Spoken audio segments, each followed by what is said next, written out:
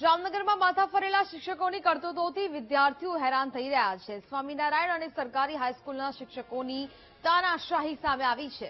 સામાન્ય બાબતોમાં શિક્ષકોએ વિદ્યાર્થીઓના વાળ કાપ્યા। સ્વામિનારાયણ સ્કૂલના ધનંજય ગિન્નાત્રા નામના શિક્ષકની આ કરતૂત સામે આવી છે। માથામાં તેલ ન નાખ્યું હોવાથી ધનંજયે વિદ્યાર્થીના વાળ કાપ્યા હોવાનું સામે આવ્યું।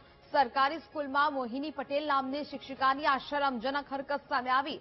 વિદ્યાર્થી શિસ્તમાં ન રહેતા મોહિની પટેલ નામની શિક્ષિકા વિફરી હતી। શાળાઓમાં શિક્ષકોના કારસ્તાનથી વાલીઓમાં આક્રોશ ફેલાયો છે। સ્વામિનારાયણ સ્કૂલમાં શિક્ષકોની દાદાગીરીની અગાઉ પણ ઘટના બની ચૂકી છે। વિવાદ થતા સ્વામિનારાયણ સ્કૂલના શિક્ષક ધનંજય ગિન્નાયાને કાઢી મૂકવામાં આવ્યા, જ્યાં જિલ્લા શિક્ષણ અધિકારીએ જવાબદારો સામે કાર્યવાહીની ખાતરી આપી છે।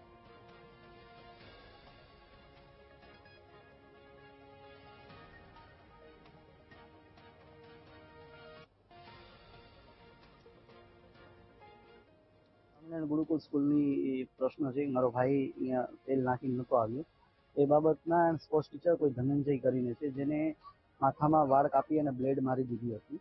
બ્લેડ પણ લાગી ગઈ છે। અમે આ ગઈકાલે છોકરો ઘરે આવ્યા પછી અમારા બાળકે અમને કીધું એટલે અમે જિલ્લા શિક્ષણ અધિકારીને પણ ફરિયાદ કરી છે, કલેક્ટરશ્રીને પણ ફરિયાદ કરી છે। અને આ મનસનના તો હેઠળના વાળોમાં તેલ નાખેલું નતું હોવા છતાં કાંઈ મનસનના તો તેલ નાખેલું હોવા છતાં અને અવારનવાર નાની બાબતમાં મોટી પનિશમેન્ટ દેવામાં આવે છે કે આની પહેલા એને ખાલી બુક સાથે નતો લાવે, એના માટે એને 100 ઉઠક બેઠક કરવામાં આવે, લંચમાં ફેંકી દેવામાં આવેલો હતો।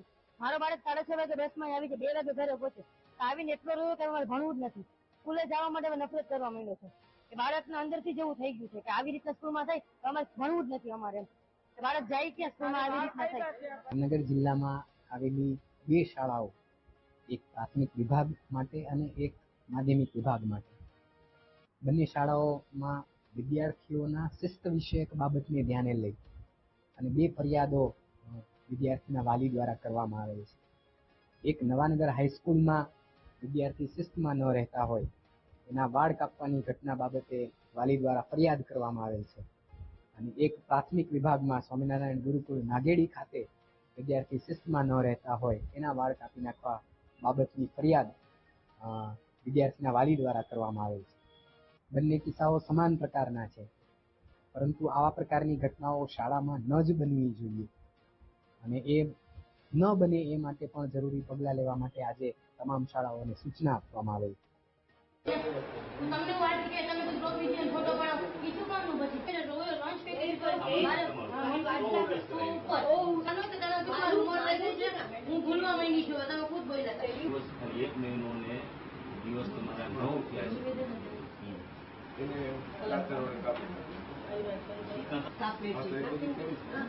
તમારે એના ઉપર ધ્યાન દેવાનું।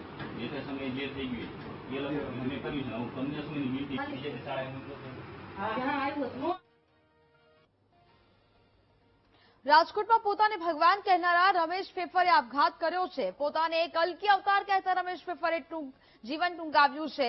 એકલતાથી કંટાળીને આપઘાત કર્યો હોવાનો ખુલાસો થયો છે। બફાટોથી રમેશ ફેફર અનેક વખત